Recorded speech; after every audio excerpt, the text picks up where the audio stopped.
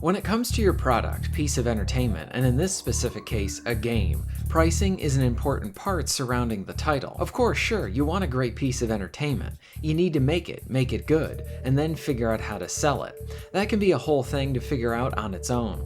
So as it pertains to pricing for games, this is an interesting area of discussion, because how much would you spend on a title? That might vary from person to person. Someone might find that they would spend double than what you would pay to buy something, or vice versa. For a developer and publisher, I can guess this can get a bit tricky too. They have a game they want to sell to their consumers, but what is a good price for it? If it's higher than the other games similar to it, can they provide enough reason and justification, and especially quality, to entice someone to go for it? We have also been in cases and situations where a game very much did not earn its price tag. I mean, look at a lot of the junk being thrown at us in the AAA market.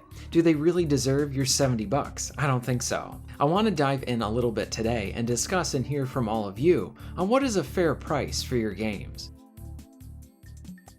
I bring this topic up mainly from some of the comments that I have seen on my videos, along with others that have been discussing this game. I have seen some say that they think the thing looks really good, or they are a legacy fan, and yet the $30 price tag seems to be a bit too much for them to jump in right now. Now there's a lot of factors to consider with this, which is why I think it's so interesting, without even considering the quality of the game. Someone might not jump at a new game, a remaster even, that's for $30 for so many reasons. They could have a stacked backlog, and they know the game will go on sale, so why not wait? A perfectly understandable opinion to have right now.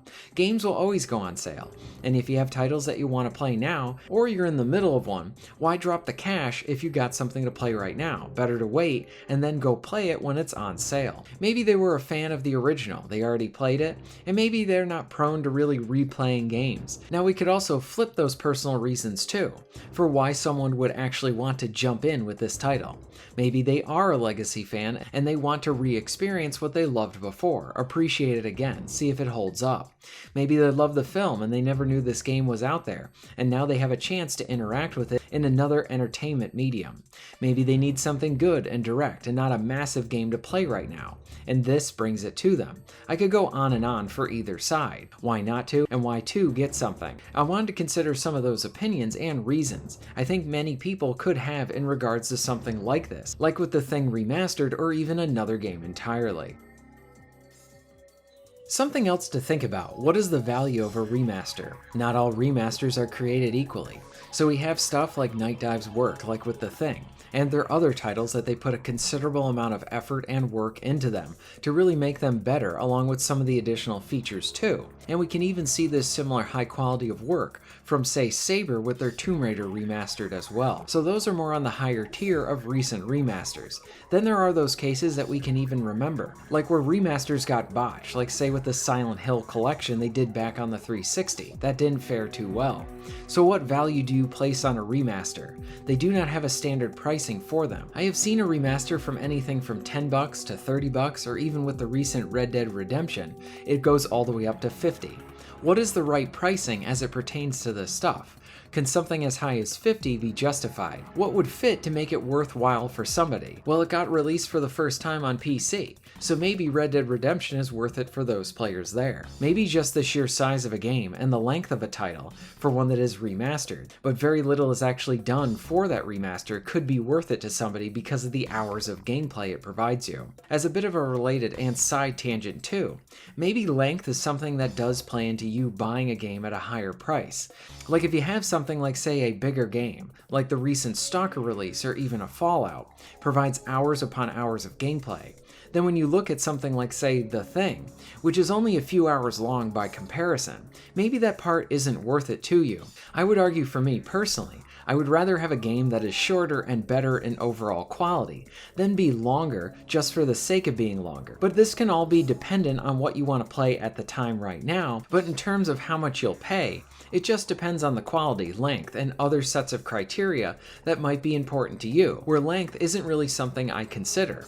And maybe for some people, if the game is shorter, that might be a way to entice them as well. I use this as an example a lot, but Vanquish is easily one of the best third-person shooters. It's only like 5 hours long. It's pretty close to perfect for those 5 hours, and I have replayed it several times over. I paid for it at full price when it came out, and it was worth it. Honestly, in hindsight, I would have gladly have paid double, maybe even triple, because of the quality I found there. I do want to shift more attention back over to the Thing, since this is where I got the idea to sort of bring up all these questions and the topic to explore here a bit. Is the Thing Remastered worth it at all at its price? Is it too high, or is it something that should be less? I honestly think 30 is fair for it. 20 would probably be a steal. Now sure, the game is not super long or anything like that, but when you look at what Night Dive was able to do here, it's just impressive. Playing this title, this game just does not feel that dated. Sure, it has that auto-aiming feature for the bulk of its shooting, but the system works and it's pretty smooth. Weapon switching is easy, general movement feels good, and I would argue that the foundation of this title is really solid. What the original developers were able to make here made it great for Night Dive to come in and do what they do best. Then you look into it and see what they actually did for this remaster. I think that also helps to explain some of the stuff that we're seeing on screen just from playing the game, like the improved systems, mechanics, the infection system has been worked on, other elements and touches added from the film to even better represent that area too, along with the lighting just looking amazing and so on. Night Dive makes it all look really easy, I think because it all feels very seamless here. It's sort of what we would expect if we want something good, so Night Dive is able to deliver on just that. In terms of quality, I think I can encourage people to grab this title now and support this developer on their efforts too. For those looking for a longer game, I'm not going to be able to win them over, because this is just an objectively shorter game. It's why I spent most of this video exploring what does a remaster mean to you, or even expanding that further, how much are you willing to pay for a game, maybe even a brand new one. It's an interesting thing to talk about and explore, and I love engaging with all of you, because that is half the fun of doing this channel to begin with. But a lot of this pertains to this topic. It's so personal and individual for everybody. I look at something that I love from my personal library, and I'm like, I would have paid double or even triple for that game. Whereas someone else would have looked at the very same game and probably would have been like, you know what, I'm not even gonna spend $1 on that title. For the Thing Remastered, it's a great time, and in terms of quality, we need more remasters up to this level. I think you should check it out. But for now, I throw this all off to you. How do you feel about all of this? What should remasters cost? Should there be a standard pricing for them? Do you think the Thing is worth it at its current price? Why do you feel this way? Let me know all of this in the comments down below. If you're interested in supporting the channel, please check out my Patreon page. For just $1 a month, you can help to keep this channel going strong, and this allows me to be able to do more for my awesome audience. Please check out the links in the description and pinned comment for ways to support the channel. And most of all, thank you very much for watching.